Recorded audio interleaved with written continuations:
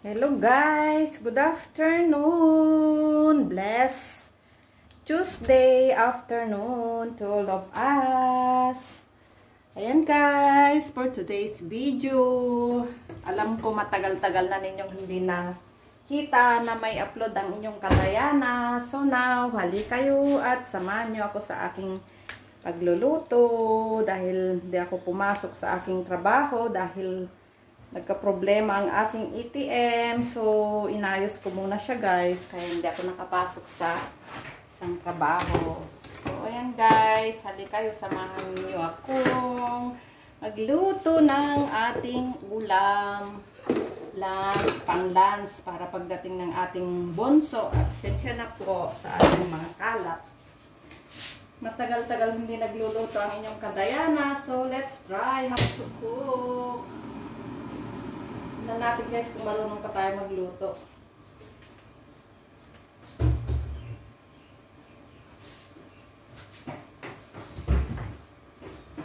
Yan, magprito tayo ng galunggong guys.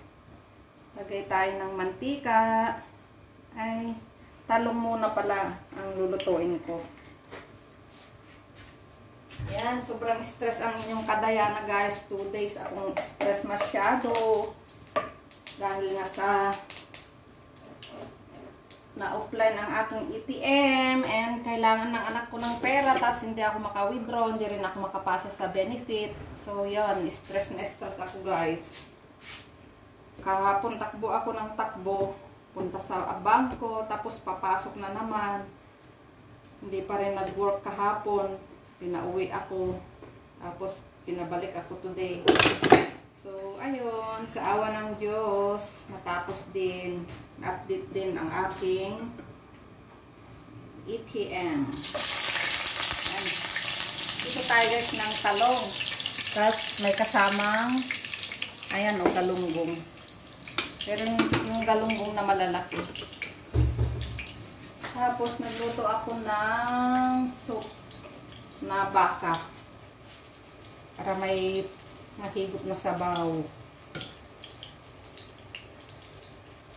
Prito muna tayo ng nag-trade kasi ako guys ng pritong talong. Parang namis ko mag-ulam ng pritong talong. Kaya yan, luto-luto. Luto-luto ang iyong Katayana.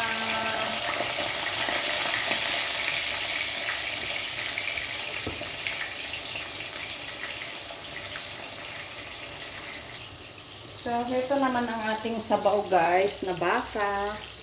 Dagdagan na natin ng tubig kasi naubos na yung unang dinagay ko.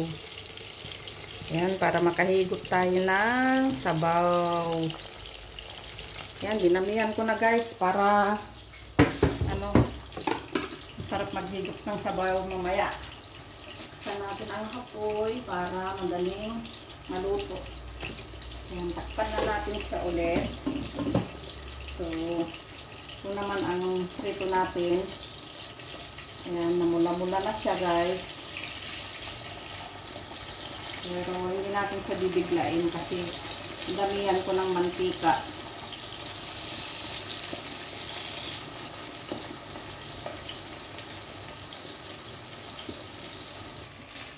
So, ito na guys, luto na ang ating talong. Yan, very, na siya, brown. Yan, hanguin na natin guys. And then, isusunod naman natin ang, diba guys, ang ganda ng pagka-pulto niya. Maganda pala to, medyo makapal siya kasi yung iba guys, manipis masyado ang ginawa ko. Kaya yan hindi siya magandang tignan. Next time alam ko na. Transfer natin dito guys para matakpan siya. Ayan, pangit tuloy siya. Pero okay lang. Next time, gandahan na natin. Yan. So ngayon naman, takpan na natin siya guys para hindi siya dapuan lang kung ano-ano mga insect. Para safe ang ating pagkain. Ito naman, sunod naman natin magprito ng galunggong.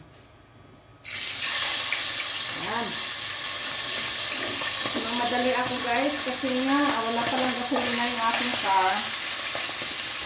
Maaga na naman kami bukas. So pagkatapos ko magluto, punta muna ako magpagasolina ng sasakyan. Kasi kanina nagmamadali na ako. Sinuna ko muna yung ating pagka-aayos ng ating ATM. Kaya hindi muna ako naggasolina kanina. Ayan guys, dito tayo. Pinapakuluan naman natin ang ating sabaw na baka. Ayan. Kulo-kulo-kulo pa siya guys. Pero wala pa siyang sahog.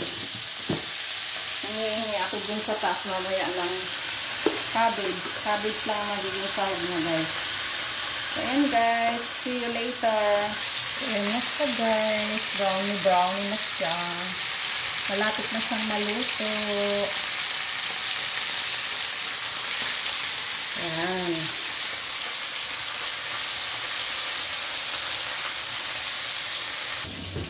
Ayan guys. Rushing. Nagraras sila guys. Ang kasi kayo eh. Paano yung una-una mo pa yan? Anong inunan nyo? Ayan nga, tawag ng tawag yung tao sa'yo, hindi kayo makasagot. Kanina pa siya dyan sa baba. Buti nakita ni Aldrin. Ayan guys, ang aking pritong galonggong. Luto na siya. Ayan. Ayan, binabalot naman na nila ang kargo nilang pinaras na.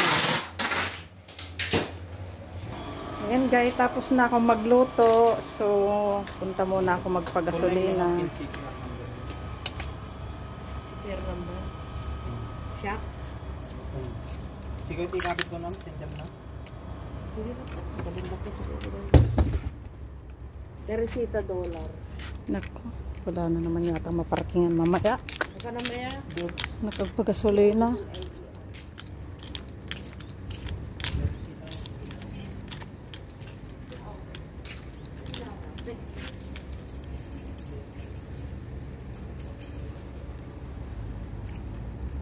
Lagyan mo nga ng bato ito.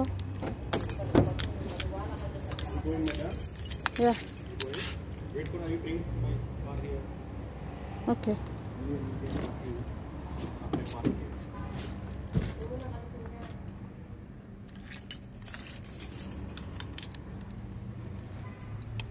So, ayan guys. Dito tayo sa stoplight. Punta tayo magpagasolina guys.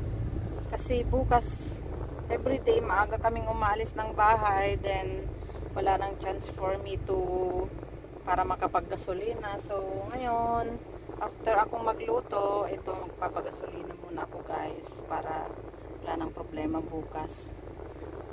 Sobrang traffic kasi guys pagka umaga, so walang chance. Kaya yan, gasolina na lang tayo para walang hassle sa buhay, di ba guys?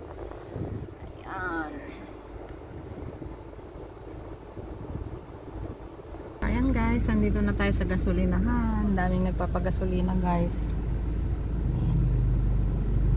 Hagard-hagard ng inyong kadayanan.